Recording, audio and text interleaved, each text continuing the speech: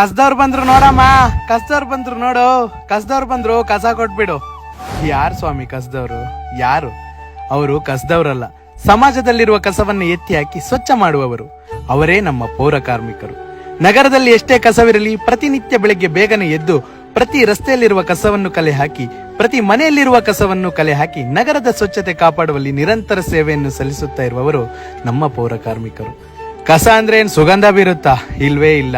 ಅದೆಷ್ಟೇ ಕೆಟ್ಟ ವಾಸನೆ ಇದ್ದರೂ, ಕೊಳೆತು ನಾರುತ್ತಿದ್ದರೂ ಯಾವುದಕ್ಕೂ ಅಸಹ್ಯ ಪಡದೆ ಕಾಯಕವೇ ಕೈಲಾಸ ಎನ್ನುವ ತತ್ವಕ್ಕೆ ತಕ್ಕಬದ್ಧವಾಗಿ ನಿರಂತರವಾಗಿ ದುಡಿಯುತ್ತಾ ಇರುವವರು. ಎಷ್ಟೋ ನಾಗರಿಕರು ವಿದ್ಯಾವಂತರಾಗಿದ್ದರೂ ಸಹ ಇವರನ್ನು ಕೀಳಾಗಿ ಕಾಣುತ್ತಾರೆ ಅನ್ನೋದು ಒಂದು ರೀತಿಯ ವಿಪರ್ಯಾಸ, ಬೇಸರಿ. ಎಂತಹ ದೊಡ್ಡ ದೊಡ್ಡ ಕಾರ್ಯಕ್ರಮಗಳು ಜರುಗಿದರೂ ಆ ಜಾಗವನ್ನು ಮಾರನೇ ದಿನ ಮತ್ತೆ ಸ್ವಚ್ಛವಾಗಿಡಲು ನಮ್ಮ ಪೌರ ಕಾರ್ಮಿಕರಿಂದ ಮಾತ್ರ ಸಾಧ್ಯ. ಜನರಿಗೆ ತಾವು ತಿಂದ ಕಸವನ್ನು ಕಸದ ಬುಟ್ಟಿಗೆ ಹಾಕಿ ಅಂತ 1000 ಬಾರಿ ಹೇಳಿ 1000 ಫಲಕಗಳನ್ನು ಹಾಕಿದ್ದರೂ ಜನಕ್ಕೆ ಆ ಕೆಲಸ ಮಾತ್ರ ಕಷ್ಟ ಸಾಧ್ಯ. ಆದ್ರೆ ಇವರು ಯಾರ್ಯಾರೋ ತಿಂದು ಬಿಸಾಕಿದ್ದ ಕಸವನ್ನು ಎತ್ತಿ ಹಾಕಿ ಸ್ವಚ್ಛತೆಗೆ ಮಾನ್ಯತೆಯನ್ನು ಕೊಟ್ಟು ಯಾವುದೇ ರೀತಿಯ ಸ್ವಾರ್ಥವಿಲ್ಲದೆ ನಿಸ್ವಾರ್ಥ ಸೇವೆಯನ್ನು ಸಲ್ಲಿಸುತ್ತಲೇ ಇರುತ್ತಾರೆ. ಇವರಿಗೆ ಅತೀವವಾದ ಗೌರವವನ್ನು ಕೊಡಬೇಕಾದದ್ದು ನಾಗರಿಕರಾದ ನಮ್ಮೆಲ್ಲರ ಕರ್ತವ್ಯ. ದೇಶದ ಭದ್ರತೆಗೆ ಇರುವ ನಮ್ಮ ಆ ಸೈನಿಕರು ಹೇಗೋ, ದೇಶದ ಸ್ವಚ್ಛತೆಗೆ ಇರುವ ಇವರು ನಮ್ಮ ಸ್ಥಳೀಯ ಸೈನಿಕರು.